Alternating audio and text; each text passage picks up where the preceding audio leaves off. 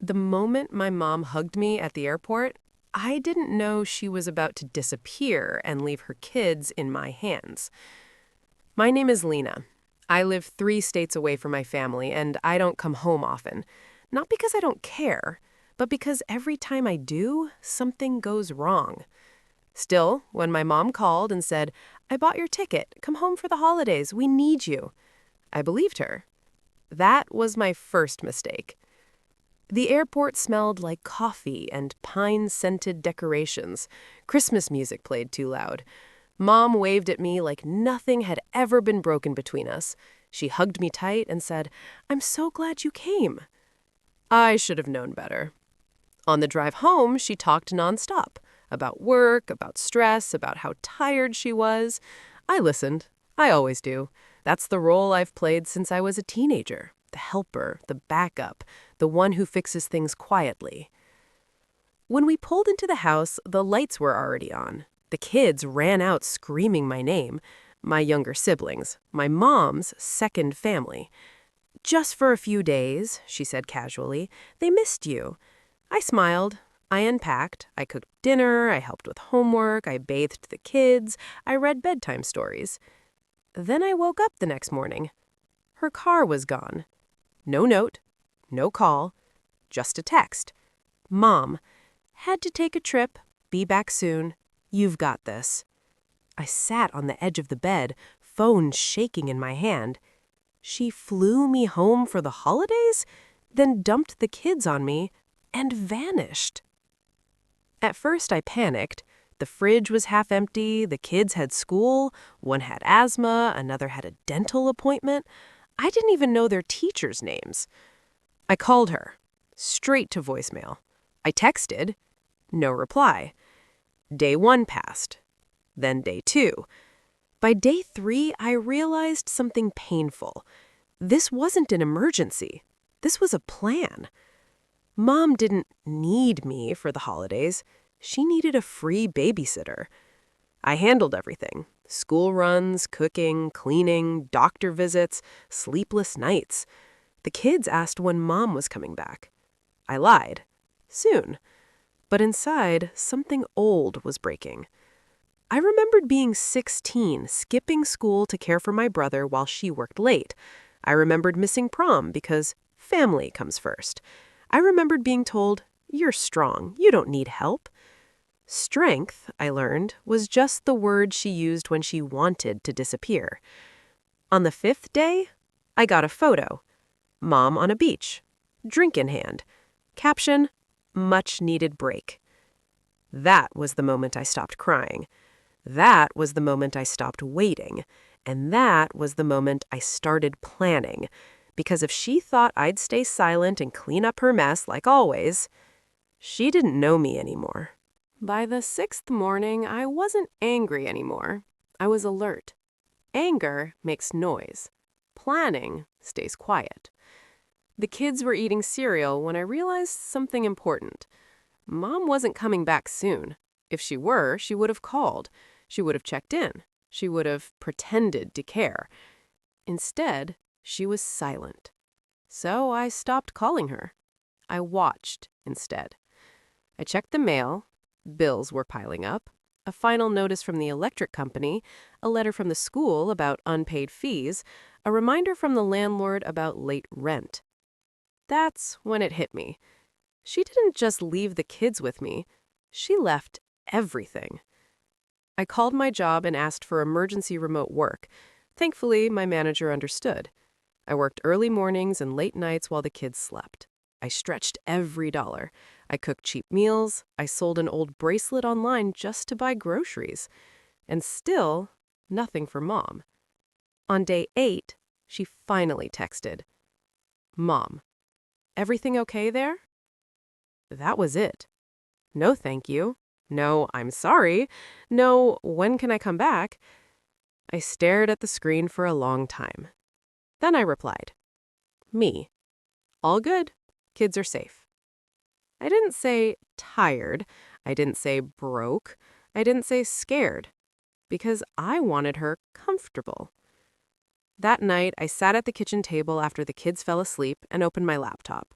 I logged into the shared family cloud account, something she never bothered to change because she didn't think I'd ever look. There it was. Flight confirmations, hotel bookings, spa appointments. 3 weeks. She wasn't on work trip. She was on vacation. Using money she didn't have. Money she hadn't paid toward rent, power, or school. And suddenly, everything made sense. I started documenting every unpaid bill, every missed pickup, every text she didn't answer, every receipt I paid. I created a folder and named it Timeline. Not for revenge, for truth. The kids began to notice. "Is Mom mad at us?" the youngest asked one night. "No," I said gently. "This isn't your fault." But I didn't say whose fault it was, because kids deserve peace, not answers too heavy for their age. On day 11, the school called. "Are you the legal guardian right now?" the principal asked. I hesitated. "No," I said carefully, "but I'm the only adult here." There was a pause. Then she said, "We need to talk." That meeting changed everything. The school wasn't angry. They were concerned. No emergency contact had responded. Medical forms were outdated. Fees unpaid for months. One teacher quietly mentioned the kids often came to school exhausted, even before Mom left. I felt something twist in my chest. This wasn't new neglect. I had just walked into it. That afternoon, I called a family legal aid office. I didn't say revenge. I said, I need to protect these kids. The lawyer asked one question that stayed with me. "Has this happened before?" I swallowed. Yes. That night, Mom posted another photo. Sunset, smiling, caption, "Best decision I ever made." I closed the app, and for the first time in my life, I didn't feel guilty. I didn't yell, I didn't threaten, I didn't beg. I kept going. I took the kids to school, I made doctor appointments, I fixed the broken heater myself, and quietly, I prepared. Because I finally understood something. Mom didn't fly me home because she loved me. She flew me home because she thought I'd never fight back. By the end of the second week, I had proof, support, and a plan. And when she finally decided to come back, she was going to walk into a reality she never expected. She came back on a Sunday night, rolling her suitcase through the door like nothing had happened. No apology, no hug for the kids, no thank you. Just a loud sigh and, "Wow, this place is a mess." That was the moment I knew she hadn't changed at all. The kids froze when they saw her. They didn't run to her, they didn't smile. They just stood there, quiet, watching her like strangers. That hurt her pride. "Why aren't they acting like that?" she snapped at me. "What did you tell them?" I stayed calm. Too calm. "I told them you were busy," I said. She laughed. "Well, I'm back now. You can relax." Relax. I looked at the clock on the wall. I had counted every hour she was gone, every meal I cooked, every bill I paid, every night I stayed awake worrying. And she said, "Relax." She didn't even notice the changes at first. The clean fridge, the school calendar on the wall, the folder on the desk labeled Timeline. She dropped her bag, kicked off her shoes, and opened the fridge. "Why is there oat milk?" she asked. "I don't drink this." "It's for the kids," I said. "Doctor's advice." She rolled her eyes. "You always make things dramatic." I didn't answer. I had learned something important while she was gone. Silence makes people uncomfortable. That night, after the kids went to bed, she finally sat across from me at the table. "So," she said, crossing her arms, "I guess you want money or something." I almost laughed. "No," I said. "I want clarity." She raised an eyebrow. "About what?" "About how long you plan to leave your kids without notice." Her face hardened. "Don't start. I needed a break." A break is a weekend, I said. Not 3 weeks, not unpaid bills, not disappearing. She leaned forward. You should be grateful. I trusted you. That word again. Trusted. I slid the folder across the table. She frowned. What's this? Open it. She did, and for the first time since she walked in, her smile vanished. Bills, dates, screenshots, school letters, flight receipts, page after page. What is this? She whispered. This, I said quietly, is everything you left behind. She flipped faster, panic rising in her eyes. You had no right, she snapped. I had every right, I replied. I was the adult in the house. She slammed the folder shut.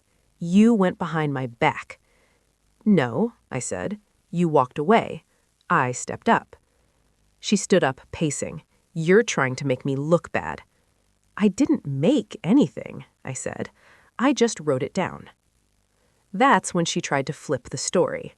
She cried. She blamed stress. She blamed money. She blamed me. You always think you're better than me, she said. I shook my head. No, I just think the kids deserve better. That broke her. You wouldn't dare take them from me, she hissed. I looked her straight in the eye. I'm not taking anything, I said. I'm protecting them. The next morning, she acted like nothing happened. She yelled at the kids for small things. She complained about breakfast. She asked when I was leaving. I'm not, I said. She laughed. You don't live here. I do now, I said calmly. Temporarily. She stopped laughing. What do you mean? I mean, I said, the school asked for a stable guardian. So did legal aid. Her face paled. You called a lawyer? I asked questions, I said. That's allowed. You pointed at me, shaking. You're doing this to punish me. No, I said. I'm doing this because you didn't come back when they needed you. That afternoon, a social worker came by. Not dramatic, not loud, just calm questions. Who cooked? Who paid? Who showed up? The answers were clear. The kids clung to me without thinking. Mom watched it all silent. That was the first time she realized something had changed. She no longer controlled the story. That night she tried one last move. I'm their mother, she said softly. You can't replace me. I met her eyes. I'm not trying to, but I won't let them be forgotten again. She had no answer for that. When I went to bed that night, I wasn't scared. For the first time, I felt steady. Because revenge isn't always loud. Sometimes it's simple. You stop cleaning up someone else's mess, and you make them face it. The moment everything changed didn't arrive with shouting or tears. It arrived quietly, on a Tuesday morning, inside a thin, white envelope. I was standing in my kitchen, barefoot on cold tiles, when I opened it. Inside was a legal notice addressed to my mother. She had been reported for child abandonment and misuse of travel funds connected to my name. I didn't smile. I didn't feel proud. I felt finished. Because for the first time, the truth was louder than her voice. 3 weeks earlier, she had flown me home for the holidays. She paid for the tickets herself. Sounded generous. Sounded loving. What she didn't say was that she planned to disappear the moment we arrived. The first night, she hugged the kids, kissed my forehead, and said, I'll be back before dinner. Don't go anywhere. She never came back. No call, no text, no apology. Just silence. By midnight, the kids were asleep on the couch. I sat awake, staring at the door, realizing something terrible and familiar. She had done it again, but this time with witnesses. I didn't panic. I documented everything. Receipts, messages, flight details, her location pinging 3 cities away. I fed the kids, bathed them, took photos, not for sympathy, but for proof. When she finally texted 2 days later, it was only one line. Relax, you're good with kids. That message became Exhibit A. The authorities didn't knock dramatically, they simply asked questions. Calm ones, precise ones, and I answered honestly. I never once said, "She's a bad mother." I only said, "She left." That was enough. When my mother finally called, voice shaking, tone sweet, I knew she'd received the letter. "Why would you do this to me?" she cried. "I trusted you." I let the silence stretch. Then I said something I'd waited years to say. "You didn't trust me. You used me." She tried to threaten me, then she tried to guilt me, then she cried. None of it worked, because power only works when the other person still needs you, and I didn't. The kids stayed with me leavily until their father arrived. They hugged me like I was safety itself. One of them whispered, "Why doesn't Grandma come back?" I didn't answer. Some truths are too heavy for children, but not too heavy for consequences.